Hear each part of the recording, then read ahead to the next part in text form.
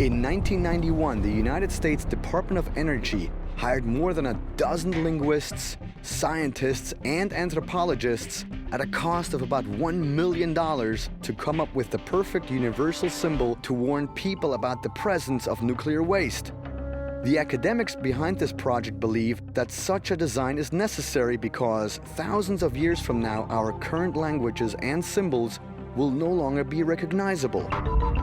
Considering that we ourselves are creating symbols to communicate a message to future humans who may have an entirely different language system, is it possible that beings from another part of the universe are doing the same thing, leaving messages for us here on Earth in the form of mysterious symbols?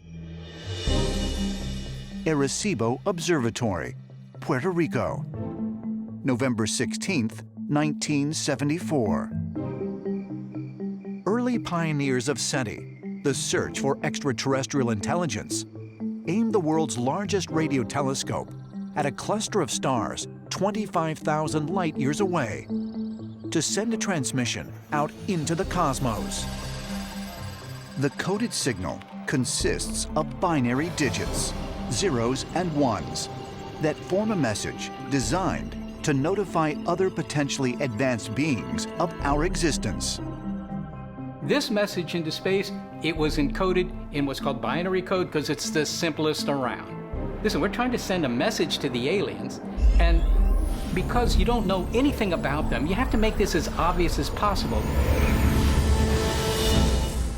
Now, here's the message over here that was actually sent in 1974, and it starts off with teaching the ABCs to the aliens. Well, not ABCs, the 1, 2, 3s, because right up here are the numbers from 1 to 10, but in binary.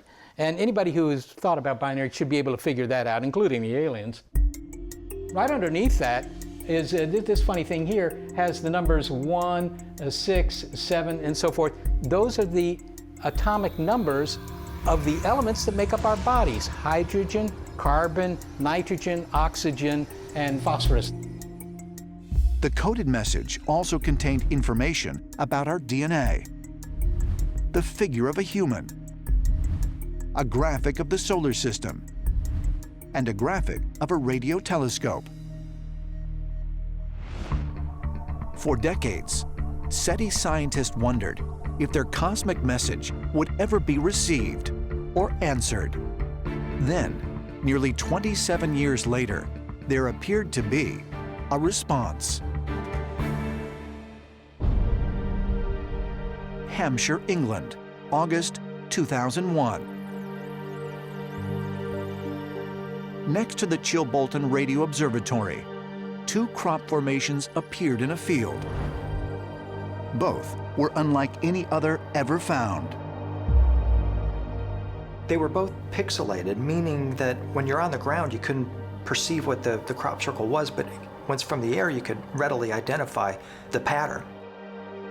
One of the crop formations that appeared at Chilbolton in 2001 was a face, but the other one was far, far more interesting because it greatly resembled the message that had been sent in 1974.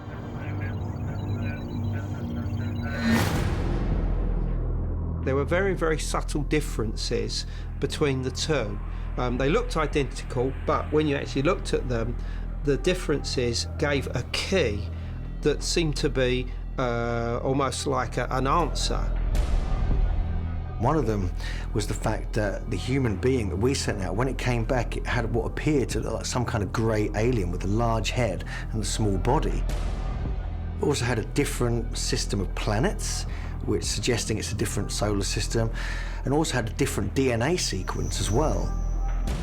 And so just these 3 things really caught my attention because either it was a brilliant hoax, or it was actually a message that came back and was a response to that original SETI message way back in the 1970s. And all of these suggested to the crop circle community and the media that we really had received a reply to the Arecibo message of 1974. Can we see it as a reply? Yes, indeed it was. But actually who created it and their exact purpose will remain a mystery. Some think the reply may have been to tell us that we are on the right track, communicating in the universal language of the cosmos, binary code. A German mathematician, Gottfried Leibniz, is credited with defining binary code in the 17th century. In turn, Leibniz is said to have credited his inspiration to the 5,000-year-old Chinese text of I Ching, an ancient oracle code used to communicate divine guidance. The I Ching is a kind of cryptic oracular inscription that you're supposed to decipher, and it was heavily used in divination in early China.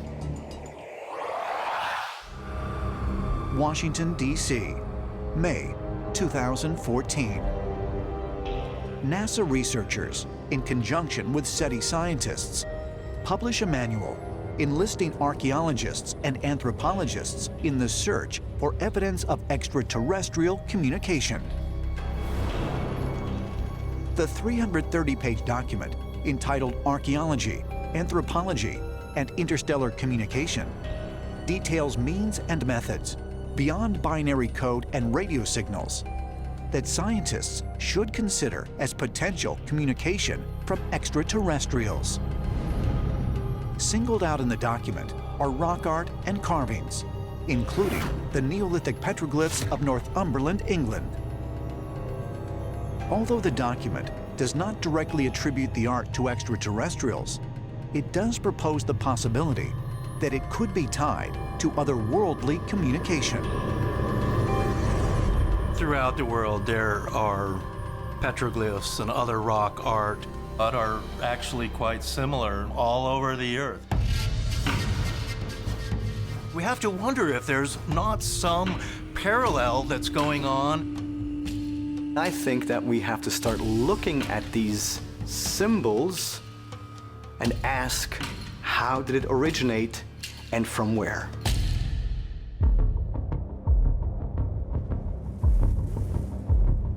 Roswell, New Mexico, September 4th, 2004.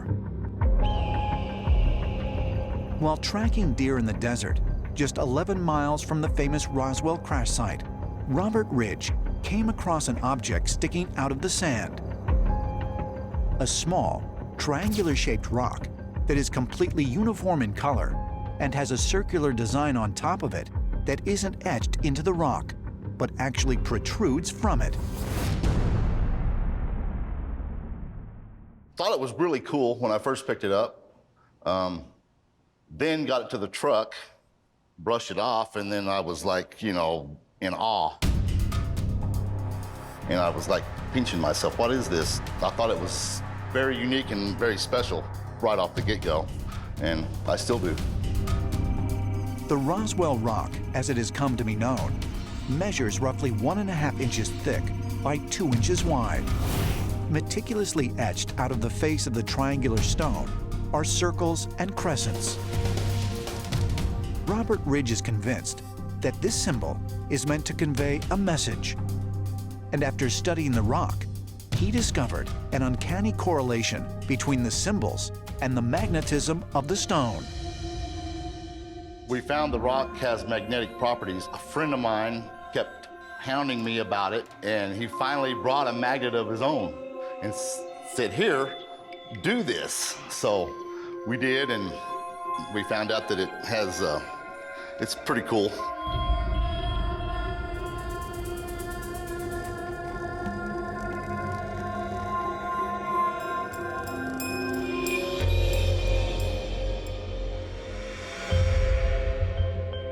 But with all the strange qualities that the Roswell rock possesses, what researchers find most fascinating is that the design protruding from its surface has also been found in England, nearly 5,000 miles away. The pattern of the sun and moon inside a circle that we see on the rock is precisely the same as what we see in a crop circle formation dating to 1996 in southern England. The crop circle appeared 8 years before Robert Ridge discovered the Roswell Rock, a fact that has led some to suggest the rock is simply a man-made copy. One of my best friends said, it looks like a hippie made it and threw it out in the desert. So I wanted to examine it. We did a 3D CAT scan of the rock. And that's how we found out it hasn't been painted. This hasn't been stuck to the top of the rock. It's not an applique, it's a part of the rock. It doesn't have a magnet inside. Ancient astronaut theorists also contend that if someone had made the rock as a hoax, it's unlikely they would have left it half buried in the middle of the desert, where it may never be found. But what has truly convinced Robert and many others that the rock is not a man-made fabrication is a comparison that was done under a microscope between the Roswell rock and a sandblasted replica.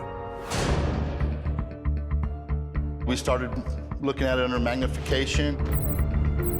It blew me away. And I'm like, wow, what is this?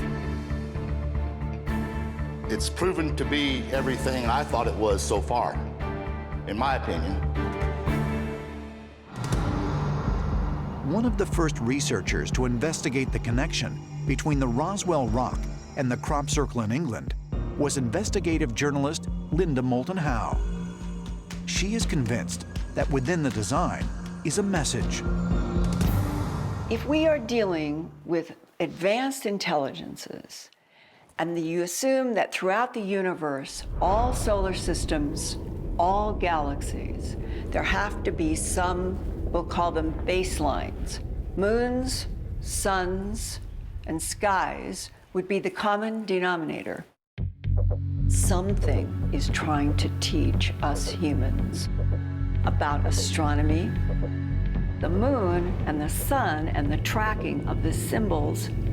This is reflecting past, present, and future, and that comes back to what is on that rock.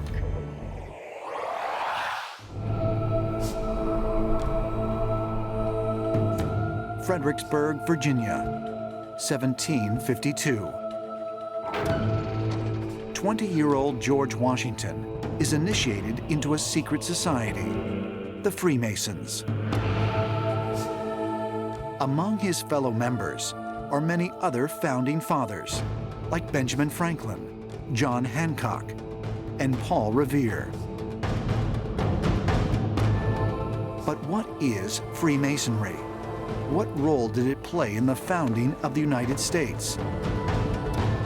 And what meanings lie behind their many mysterious symbols?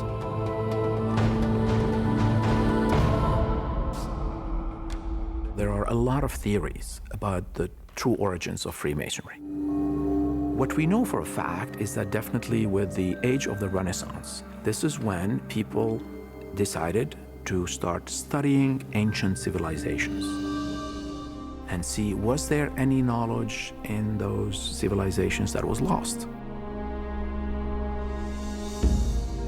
According to experts, the Freemasons believe in the idea of acquiring knowledge through largely scientific as well as spiritual means. In the Age of Enlightenment, this included examining the possibility of extraterrestrial life. Freemasonry was like the main vehicle, if you want, that brought these ideas and principles of the Enlightenment into the New World. You had the most prominent citizens of the community becoming Freemasons and then associating with one another. They would be discussing the major issues of the day, and certainly the speculations about the plurality of worlds. Could the growing belief in the possibility of extraterrestrial life have influenced the Founding Fathers' vision for America? In terms of the Declaration of Independence, there were 56 signers. Of those, 9 were definitely Freemasons. Concerning the signers of the Constitution, there were 39 signers. 13 of them, a clear third, were Freemasons. But does the influence of Freemasonry explain why Masonic values are woven into the principles behind America's most important documents? And could this also explain how and why Masonic symbols can be found on much of the nation's monuments and architecture? In the design of Washington, the language of symbols is very important, and that's where we see connections with Freemasonry. The original universal symbol of Freemasonry is a square and compass. The compass is the main tool of the individual. You are the point, and the idea in Freemasonry is that the individual is sovereign. You draw a circle using the compass around you. If you go beyond the perimeter, that's when you start going into knowledge and light. The square is considered a symbol of wisdom. And the letter G stands for the grand architect of the universe. People have to wonder whether Franklin's beliefs about the plurality of worlds somehow made their way into Masonic symbolism. The same people who were involved in the development of Freemasonry were very interested in Egypt. They were inspired by the idea of ancient wisdom. Other Masonic symbols found in Washington, D.C. are eerily similar to the icons of ancient Egypt: the Sphinx, the obelisk, the pyramid, and the all-seeing eye.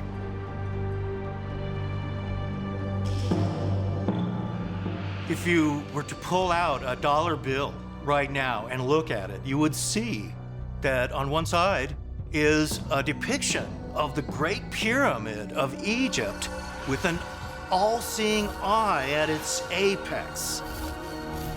This is the Great Seal of the United States, and it's an awesome mystical symbol of the eye of God watching us, and also how ancient civilizations were divine in nature, and that the founding fathers were to recreate that here in the United States.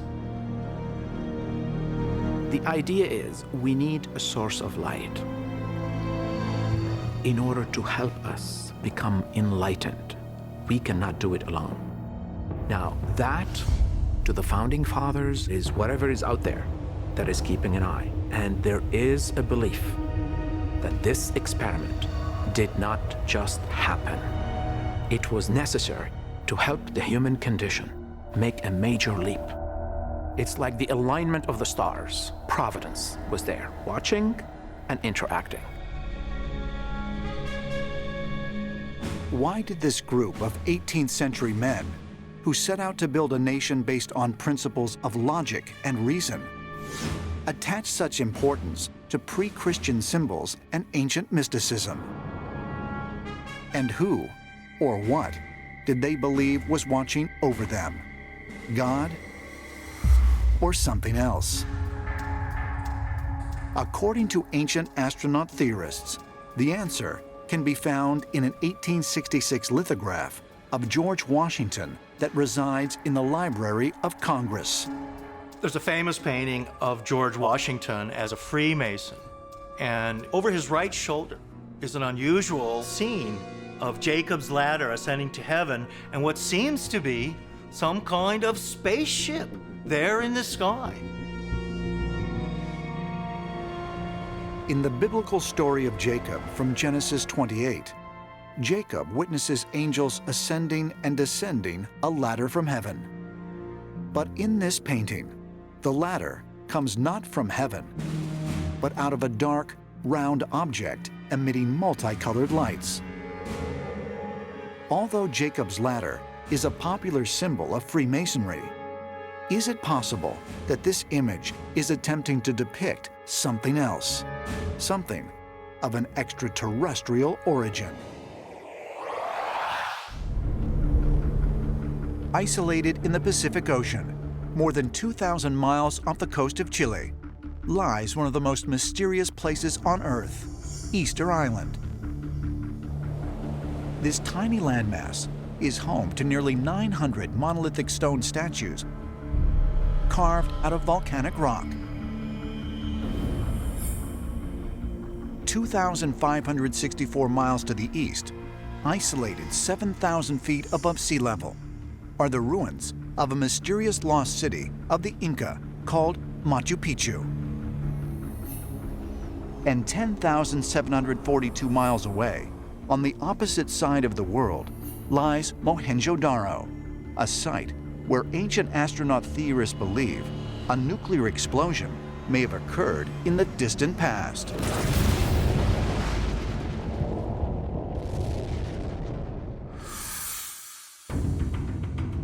Curiously, as discovered by researcher Jim Allison, these three sites fall in a straight line around the center of the Earth.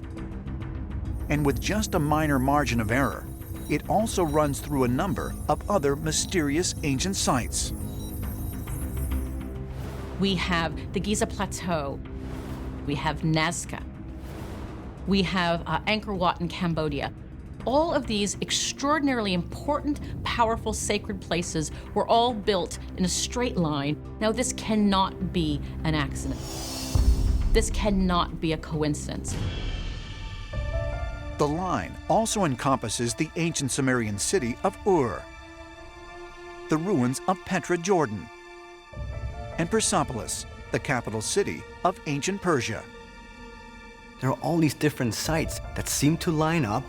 Even if there's a minute degree of deviation, it's never a massive distance from that line.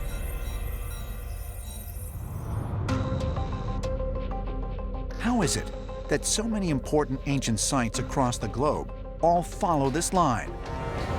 What could possibly explain this coincidence? This is bizarre, because only a people capable of flight, or at least being able to look at maps, would be able to do such a thing. Could it be because some of those points were in fact places where our ancestors made contact with extraterrestrials? There has to be something important in the location, in the geography, in the geometry that indicated to our ancestors that this is sacred ground, that this is a powerful place to put these sacred sites.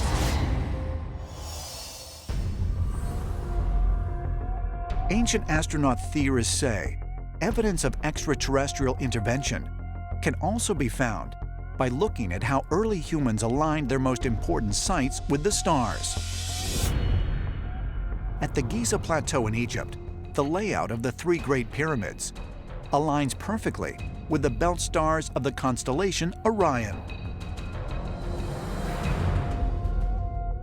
Orion's belt is made up of two bright stars and a third dimmer star, which is offset a bit to the left. It's exactly what you see on the ground, two large pyramids in alignment with a third pyramid offset. It looks like they wanted to build stars on the ground, if you like. Also aligned with these stars are the ancient city of Teotihuacan in central Mexico, the Hopi villages in the American Southwest, and the Thornborough Hengens, a Neolithic landscape complex in northern England. Could it be merely coincidence that so many ancient cultures throughout the world that presumably had no contact with each other all built their most important sites by using celestial alignments?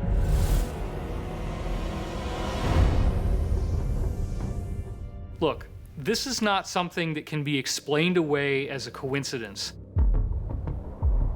It's time for us to responsibly take a look at what we're really seeing and understand that there is a worldwide, intelligent, highly mathematically precise plan behind these designs. The idea that even ancient buildings are encoded with information and that where they sit on the planet is also part of an intricate code is a fascinating idea, and one that we're just beginning to understand. One of the most intriguing motifs that we find repeated throughout the ancient world is that of intertwined serpents, which looks very much like a DNA strand. You can find this symbol in the depictions of the ancient Sumerian god Ningersida and with the caduceus staff of Greece, but I came across the most interesting example yet when I was in southern Portugal. While investigating the mystery of Atlantis, I met with author Peter Daughtry, who took me on an unexpected detour to the Lagos Museum to show me a giant 6-foot-long stone egg. Wow. Some say it could be as much as 7,000 years old, and on top of this egg is a mysterious carving. This thing up the middle here will resemble the rod, which throughout history has been a symbol of power and of creation. Even Moses had a rod, and in Mesopotamia, the rod was regarded as the symbol of the power of the gods.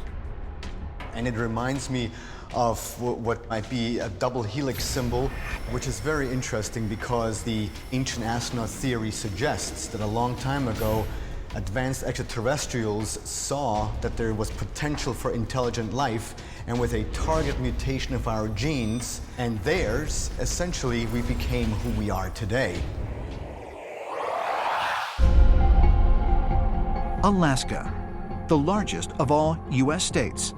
It's home to the nation's highest peak, its biggest national park, and more coastline than all other states combined.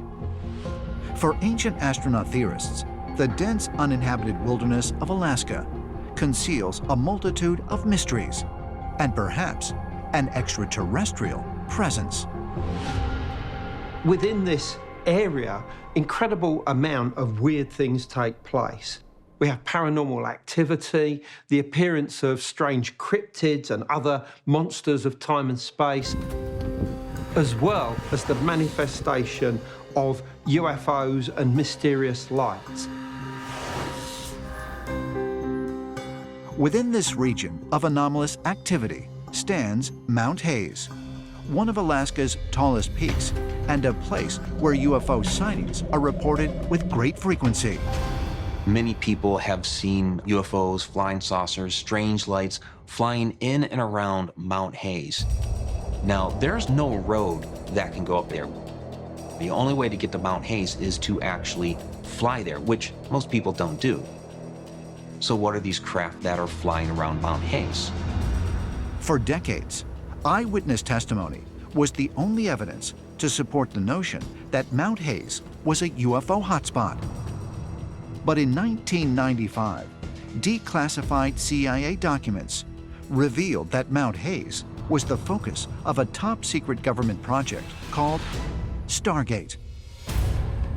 Researchers were looking through CIA documents and they found evidence of a project underneath Mount Hayes. And they say they saw written in these records that it was actually an alien underground base in this area. Could there be a hidden extraterrestrial base in Alaska? While the idea sounds far-fetched, in 1992, U.S. geologists detected a mysterious pyramidal object underneath Mount Denali.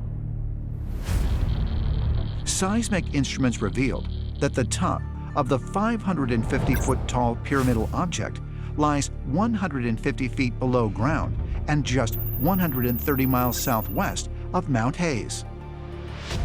Many researchers believe it is an artificial structure, which has become known as the Dark Pyramid.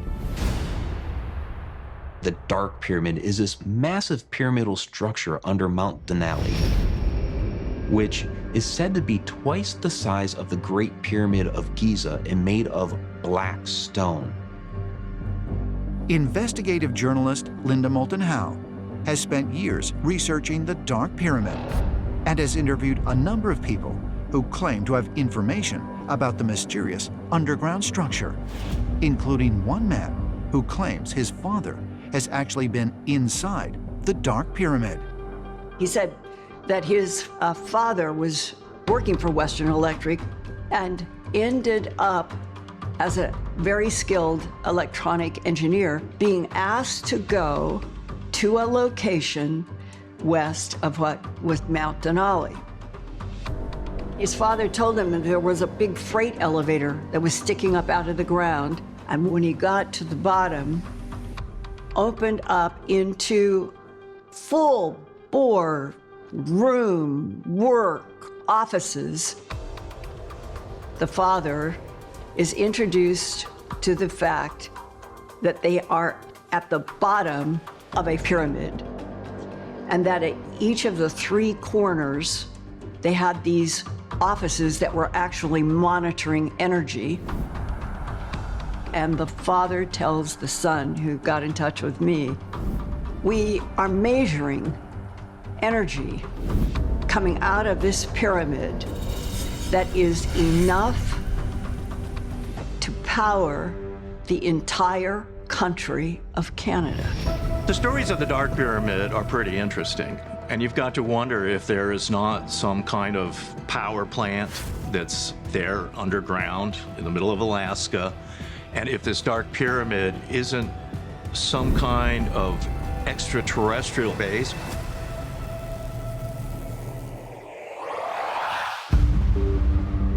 Alaska's Aleutian Islands, where pilot Theo Chesley encountered no less than 4 unidentified flying objects, is an area that has been known for strange sightings dating back to 1945, when a U.S. Army transport reported seeing a large UFO emerge from the waters near the island of Idoc. Historically, there has been a lot of UFO sightings around the Aleutian Islands, and there are 57 volcanoes throughout the Aleutian Islands. And it seems that some of these volcanoes have some very peculiar activity around them. But east of the Aleutian Islands is a large area that has become even more notorious for strange phenomena. It is called the Alaska Triangle. The Alaska Triangle is an area roughly between Anchorage, Juneau, and Barrow, Alaska, more or less running along the border of the Canadian territories and the state of Alaska. The Alaska Triangle can be likened to the Bermuda Triangle, where really strange things happen, seemingly without explanation. Within this region of anomalous activity stands Mount Hayes, one of Alaska's tallest peaks, and a place where UFO sightings are reported with great frequency. Many people have seen UFOs, flying saucers, strange lights flying in and around Mount Hayes. Now, there's no road that can go up there. The only way to get to Mount Hayes is to actually fly there, which most people don't do. So what are these craft that are flying around Mount Hayes?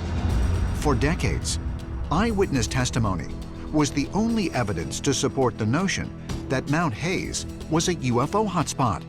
But in 1995, declassified documents revealed that Mount Hayes featured prominently in a top-secret government project called Stargate. Researchers were looking through CIA documents and they found evidence of a project underneath Mount Hayes. And they say they saw written in these records that it was actually an alien underground base in this area. Researchers were astounded to find a reference to an extraterrestrial base in official CIA documents.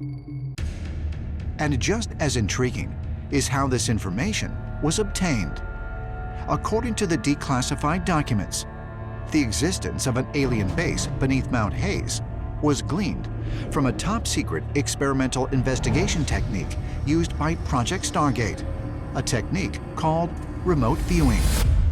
Remote viewing was used by the CIA all during the Cold War, and this is really a psychic projection technique where from one location, the remote viewer can look into a different place on the Earth's surface, is able to project his vision there and able to see what is going on. Project Stargate had a specific purpose of using remote viewers, quite literally psychic spies, to find information on what the Soviets were up to. The most famous remote viewer to come out of the Stargate project was a man named Pat Price.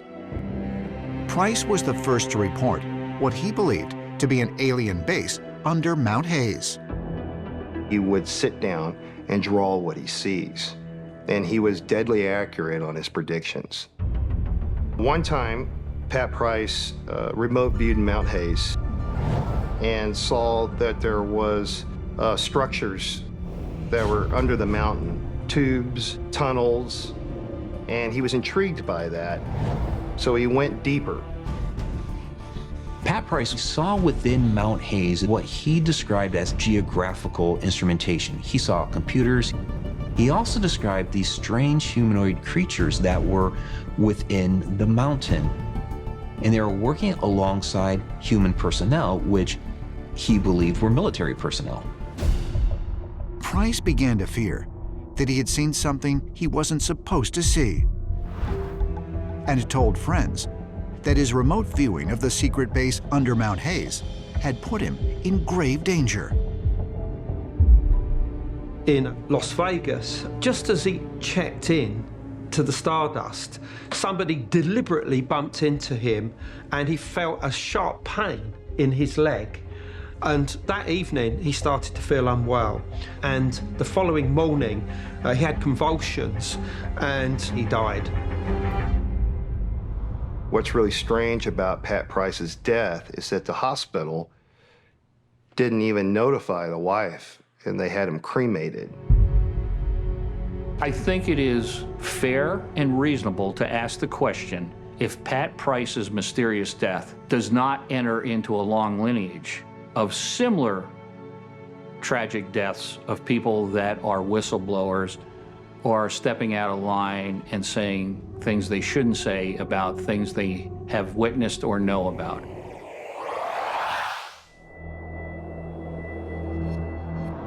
Western China, May 21st, 1992. An underground nuclear explosion on the Lop Nor test range sends shockwaves through the Earth. The event is recorded by U.S. government seismometers, which reveal unexpected geological anomalies under the Earth just north of Anchorage, Alaska. 6 months later, a U.S. Army counterintelligence officer stationed at nearby Fort Richardson, Douglas Muchler, sees a local news report that claims these underground scans had detected a colossal pyramid structure 50 miles southwest of Mount McKinley. Muchler contacts the station to find out more. But mysteriously, they tell him no further information is available.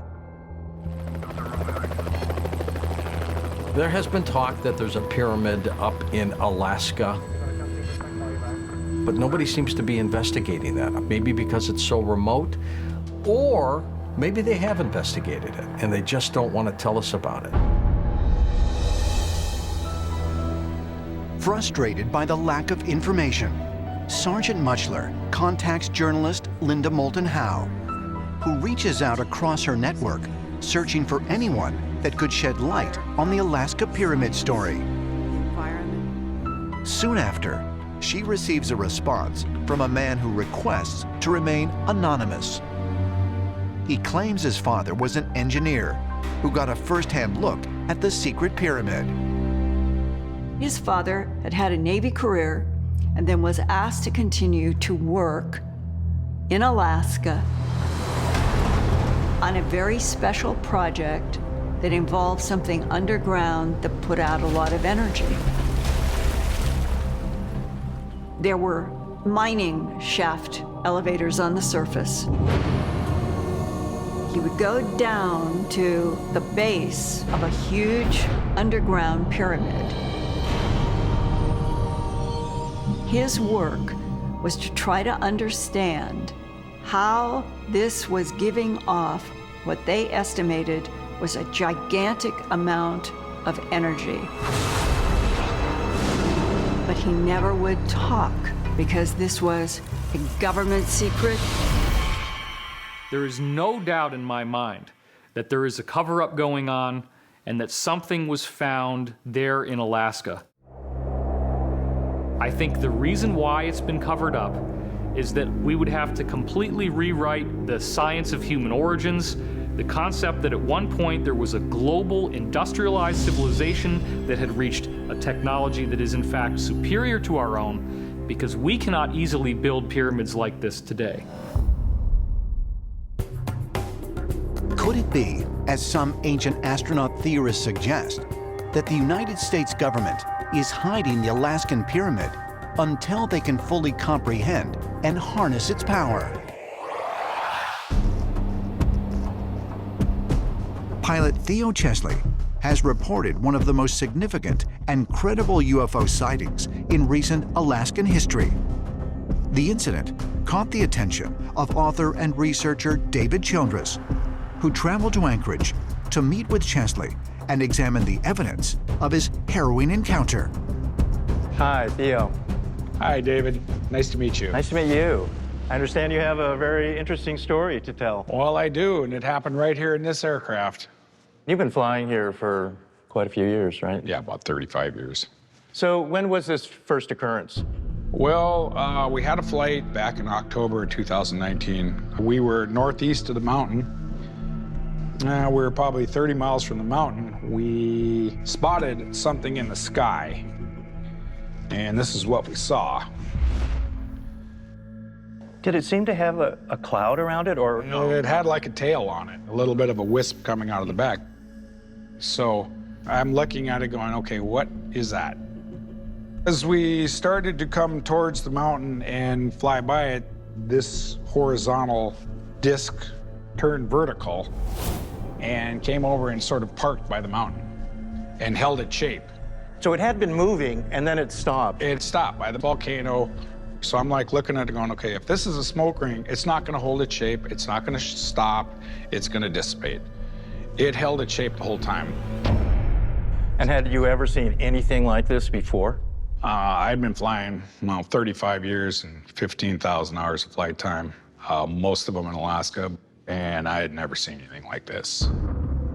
Then we had something fly out of the mountain. Now the mountain... A second object? A second object. So this object flies out of the mountain. And at the same time, we're still watching the sphere that's vertically parked. And it's like... It's right over here. As a matter of fact, I'll show you another picture here that kind of just puts it all together. Okay. Okay, so then this appeared on the side of the mountain. This green orb shows up on the side of the mountain in a lower spot.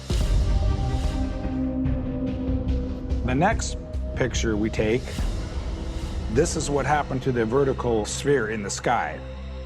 Something flew inside of it and pulled it out of shape. You see these two little, I don't know, there's like two little wings out there. And we like looked at that and I said, no, we're done here. We are leaving the scene here. And to be honest, my concern level was going about through the roof at that point. Did it seem like a very large object then? This is a big mountain, and this was something that caught our eye 40 to 50 miles away. Okay, that's, it's like 50 miles away. So this had to be almost, I want to guess, half a mile wide. Wow, that's fascinating. And, when it comes to UFO-type objects around volcanoes, that's a common thing. One of the first modern UFO sightings on record involved an entire squadron of vehicles that appeared to enter a volcano. On June 24th, 1947, Kenneth Arnold was flying his private plane near Mount Rainier in Washington when he witnessed 9 disc-shaped objects move at an impossible speed across the horizon, then disappear into a nearby volcano called Mount Adams. There has been a lot of UFO sightings around volcanoes. I mean, it definitely makes you wonder, okay, what's in this volcano? What is the attraction here? And the crazy thing is this was just the first occurrence. We had a second occurrence. Okay. 6 months later. I'm by myself in a different aircraft. And I looked out of my left window, and all of a sudden, there is a huge cloud formation that came out of nowhere. And that's right, kind of above the volcano. Above and east of the mountain. But I've never seen anything like this in my life. It was a clear sky without anything, and suddenly you saw this. Well, you saw the picture. That picture that I took, clear sky, was a minute before this decided to show up. So the crazy part is, this cloud morphed into several different shapes. There looks like something black inside there, an object underneath this thing. Yeah. During the occurrence, I had the aircraft on autopilot, and the aircraft was flying straight and true. My route of flight took me back by the mountain again. As I'm coming back, I have the aircraft on autopilot, and I look down and I notice I'm 35 degrees off course, heading towards the mountain. I shut the autopilot off, reset the heading, set the airplane back up on course, and okay, yeah, we're fine. And I'm looking around again, trying to see if there's anything, and I look down, and we're heading back towards the mountain again. It happened 2 times. So at that point I go, oh no, something's not right here. I'm gonna hand fly the aircraft. And worked fine, hand flying the airplane. But I've never had that happen to me on an autopilot, just pull the aircraft, you know, start pulling the aircraft somewhere where it's not supposed to be. So the autopilot then was somehow sensing some weird magnetic thing and pulling you then out of... Something internally in the aircraft was feeling a magnetic pull. This sounds a lot like other things that have happened, like say in the Bermuda Triangle or something, like where their instruments do go haywire or they're being taken off, you know, course without even knowing it. And suddenly they vanish, right? Very much so. To me, this is a very important story. I'm so glad that you've been able to get these good photographs. You've got other witnesses. And for 70 years, there have been planes vanishing, even military planes. This all fits so squarely into the mystery, which is Alaska.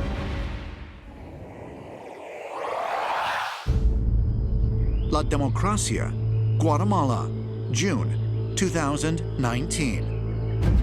A team of researchers from MIT, Harvard, and Yale announced that they have discovered unusual magnetic anomalies within the colossal stone heads attributed to the Monte Alto, a Mesoamerican civilization that emerged around 1800 BC. Some of these statues have very strong magnetic fields. The creators of these statues were totally aware of these magnetic fields. And that is something that shocked modern archaeologists, that this rather primitive culture, they thought, was aware of magnetism, and that they actually chose certain rocks because of the magnetic field. In Mexico, similar statues created by the Olmec civilization were also found to emit magnetic anomalies. These intricately carved heads vary in height from nearly 5 feet to over 11 feet tall, the largest weighing approximately 50 tons. Like the Monte Alto sculptures, most of these heads were made from basalt.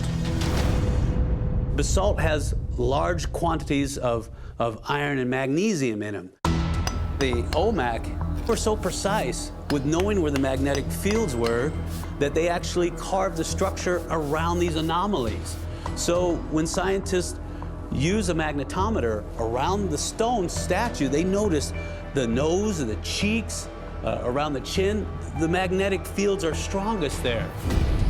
The great heads of the Olmec are made of basalt. Basalt is a volcanic substance, and the closest source to many of these heads is anything up to 100 miles away. And this is interesting because I don't think it's simply the case that the basalt was easy to sculpt into the forms of heads. Basalt is dense. It's very, very heavy, thick rock, and it's very difficult to work with, let alone carve with rudimentary tools like flint, because they range higher on Mohs test as far as density, and flint is a much softer material than basalt. So it's difficult to understand how they carve these things, and the intricate detail on some of them is just incredible.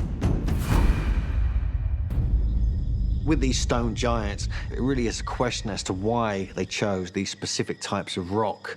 Like granite, we find it's very crystalline. It's also electrically conductive. We find basalt, which is volcanic. Again, this is very magnetic. And so again, it can be conductive for various different purposes. And so what's going on here? Were they specifically choosing certain types of rock for technological reasons? When we look at how the ancients were selecting certain stones that were magnetic or had certain energies, we wonder how they could know about all of the properties of these stones. Are they getting this information from extraterrestrials? Extraterrestrials? Is it possible that the ancient people of Mesoamerica were given instructions to sculpt these giant basalt heads by alien visitors? But if so, why? As far as ancient astronaut theorists are concerned, the answer is simple. They were intended to be used for data storage. In 2017, IBM made a huge breakthrough in data storage. They figured out how to store 201 gigabytes of data on a square inch of tape. That means a magnetic tape reel the size of the palm of your hand can hold as much data as you would have in 330 laptops. Mag tape, magstripe tape, is made out of basically very, very tiny magnetic particles. And what they do is they adhere them to the back of a thin strip. And the way it works is the little metal filings, which are very microscopic, they would all align in a certain pattern, kind of like the grooves on a record player. And it would take another piece of equipment similar to the one that actually aligned them to interpret how those particles are lined up. And we still use it to this day for backup data storage.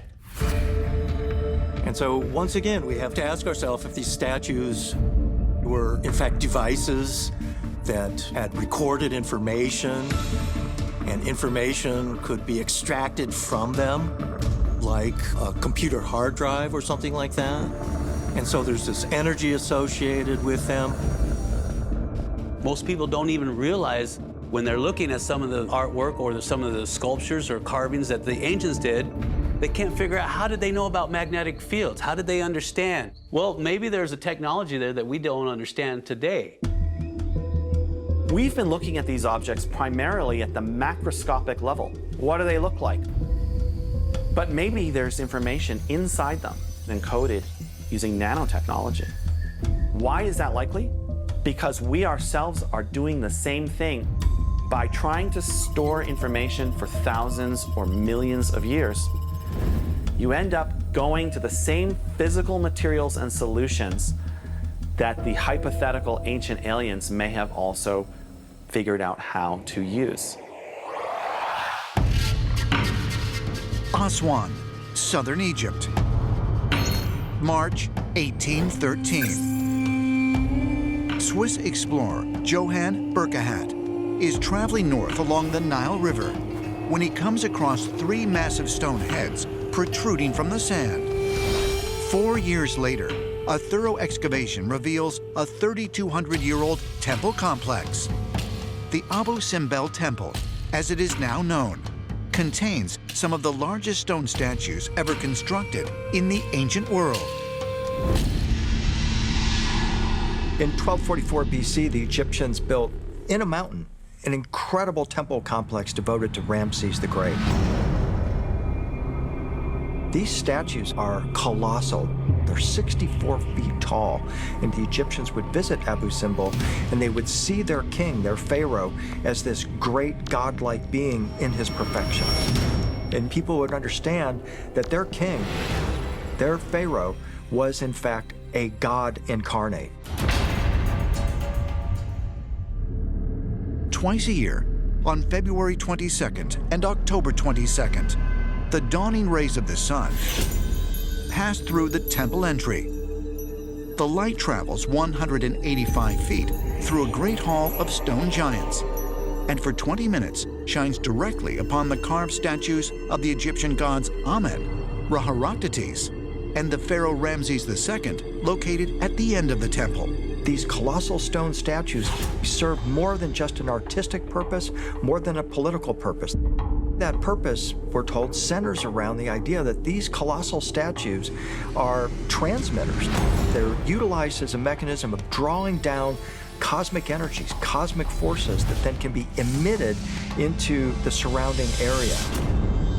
The question arises, are these cosmic vibrations used in just a religious sense, or is this more of a technological purpose? While the Egyptians' notion of stone statues possessing energy is regarded by mainstream scholars as purely symbolic, ancient astronaut theorists believe that it was meant to be taken literally. And they suggest evidence can be found by examining similar ideas held by other civilizations throughout the ancient world. In a number of ancient societies, people associated these statues as having an energy, and those statues were alive. They had even a consciousness, they had power in them. Some of the best-known giant statues in the world are the Moai heads that we find on Easter Island that were actually utilized by the Easter Islanders as a conductive mechanism for drawing down mana, spiritual power. We found that in Copan. Probably Göbekli Tepe is the same idea, that these colossal stone statues are more than just statues. Is it possible that ancient stone statues found throughout the world were built to serve a technological purpose? While the idea may sound far-fetched, geologists point out that stone is not as lifeless as it might appear. Rocks and us are made of the same exact thing, matter, and all matter vibrates. It all has a frequency. It all has energy. When you look at a rock, it's not just a plain inanimate object. It actually has tons and tons of different types of minerals in it. And these minerals are like a recipe in a cake mix. They can be all different types of things. Mother Nature has her own cookbook, so to speak.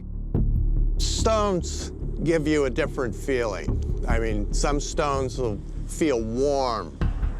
Some will feel cold. Others will have a drama about them. Stonework has a very primordial feeling. I mean, the ancients were drawn to it.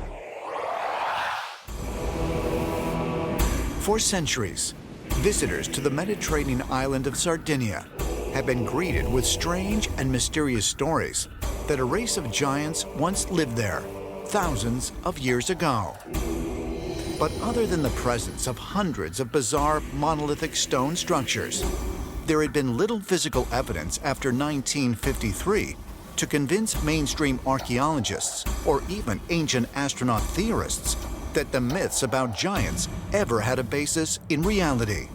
That is, until 1979, when more giant bones were reportedly discovered during one of the island's many archaeological excavations. I interviewed two individuals who worked on the excavation of the Nuragic ruins in the town of Sadara, underneath the church of Sant Anastasia.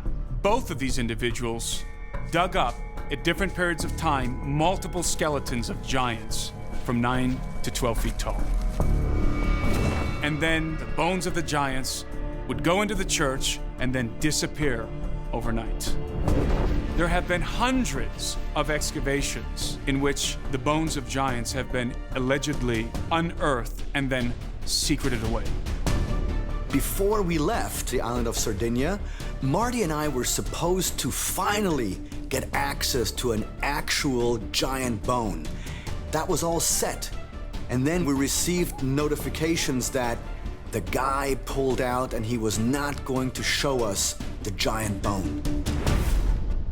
Why did he pull out? One could argue that some type of censorship is going on in Sardinia. Censorship? Is it possible that physical evidence that could help prove that giants once inhabited the island of Sardinia has been deliberately hidden away? But if so, by whom and why? As far as Giorgio and Marty are concerned, That is just one of the many questions still left unanswered by their trip. Hey, I want to ask you this. Did ancient astronauts visit Sardinia? I think there is no doubt that extraterrestrials visited Sardinia in ancient times, because there are similar megalithic structures of inexplicable origin elsewhere on the planet. Right, because it's a piece of what you've seen elsewhere. Okay. It adds to the bigger picture. Yeah, okay.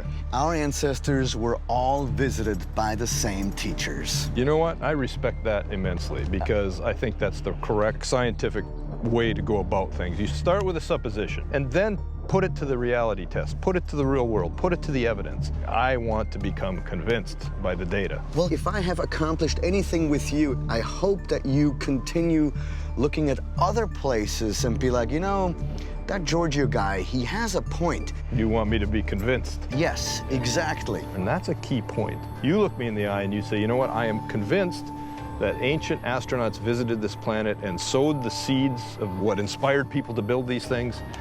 I can't prove you wrong, okay? I can't. And I don't know anybody who can do that. So the book is still open. Yes, and I hope you will read the next chapter. You write it, I'll read it, okay? I'll read it. The way you prove the ancient astronaut theory is not with one single piece of evidence. It is a conglomeration of different puzzle pieces. And Sardinia, you have structures that are incredible. You have the stories of giants, and you have these statues that look like giants, and you have to wonder, is it possible that Sardinia at some point was visited by extraterrestrials? Across the ancient world are mysterious monolithic monuments carved of solid stone, like the obelisks of ancient Egypt, the Karnak alignments in northern France, and the Moai statues of Easter Island. What purpose they served has been the subject of much speculation. But perhaps the most enigmatic monoliths of all are those that are in the shape of perfect spheres. Stone spheres are found all around the world, on every continent except maybe Antarctica. But it's important to note that geologists are still really very much in debate about how geological spheres form. Some of them are taller than a man, and many of them, they're so perfectly shaped, they must have been shaped by the hands of men. From Kansas to Kazakhstan, we find these stone spheres. Some of them are massive. And the key thing that links all of them is this incredible mystery about how were they created, why were they created, and ultimately, what is their purpose? While ancient stone spheres have been found that are of enormous proportions, they exist in a vast range of sizes, and geologists remain divided about just how they were formed. Some are clearly natural formations, but experts agree that many spheres show evidence of having been artificially shaped. The question is, what purpose did they serve? I think that one of the reasons they might have been constructing these spheres is to mimic what they see in nature. There's a geometrical perfection that comes with the sphere. It might be perhaps a connection to planets, sun, the moon, the stars. All of these are spherical. And if you look deeper at the microscopic level, at the atomic level, you have these same patterns of spheres as very important building blocks. So this fascination with spheres might be a reflection of this. What could explain why ancient people all over the world fashioned spheres out of stone? Perhaps further clues can be found by examining a discovery made deep in the jungles of Central America that defies explanation. Southwest Costa Rica, 1939. Workers with the United Fruit Company begin clearing the rainforest near the Dequest Delta for a new banana plantation. While making their way through the dense vegetation, the workmen find dozens of giant stone spheres. They started to find these massive stone spheres that they had no clue why they were there. The instruction for them was, if you find anything, just move it. And they just started to move them. But they just kept appearing. In 1943, the archaeological journal American Antiquity published photos of the mysterious spheres, which caught the attention of American archaeologist Dr. Samuel Lothrop. 5 years later, Dr. Lothrop led an excavation of the area and discovered hundreds of stone spheres. They range in size from just a few inches to more than 6 feet in diameter and weigh up to 15 tons. Archaeologists soon discovered stone spheres throughout the Diques Delta and on the nearby Isla del Caño. Many were found with artifacts from the ancient indigenous Diques culture and are believed to be at least 1,000 years old. About 300 have been discovered so far. Some of them are fairly small, like the size of footballs. Others are huge, between 8 and 9 feet tall and wide. Some have carvings on, like spirals, and what looks like boats or ships. They look like they're created in a machine. Researchers believe the stone that the spheres are carved from is not local to the Diques Delta, but was transported from a quarry that was located more than 50 miles away. The quarries of this material are allegedly found at least a few dozen kilometers from the site where the spheres are located. So that brings us questions of transportation. Walking around the rainforest is not an easy task. You will have creeks, you'll have mountains, you will have hills, you have branches, you have tree roots. So how were they moved? Just as puzzling as how the massive objects were moved is how they were made. Archaeologists believe that the Diques civilization carved the spheres with simple stone tools. But some researchers argue that creating such a precise shape would be difficult to achieve even with today's technology. It's important to note that these are, in some reports, granitic, which are very, very hard rocks to shape, to form, to move, and to quarry in any capacity. If we wanted to make these same spheres, we would need something harder than granite, and there are very few substances that are harder. What's noteworthy is some of them are almost perfectly spherical, and that's a very tall task to create that with the tools of the time. As a stonemason, I would use diamond saws, I would use polishing items, but when you look at indigenous people that were purported to have made them, did they have those machines? Did they have that equipment? Did they have that technology? How could a culture that only had access to stone chisels and rudimentary tools have carved and transported such enormous stone spheres? And what could have been their reason for doing so?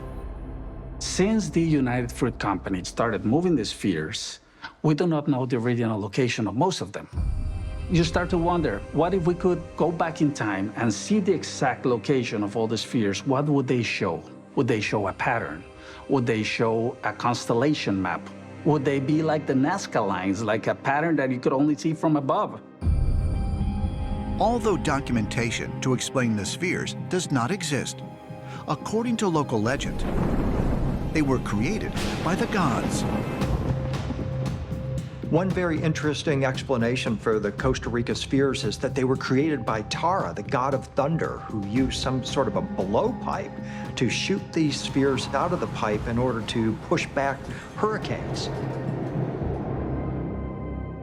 Ancient astronaut theory says that within legends like this, there's often a kernel of truth.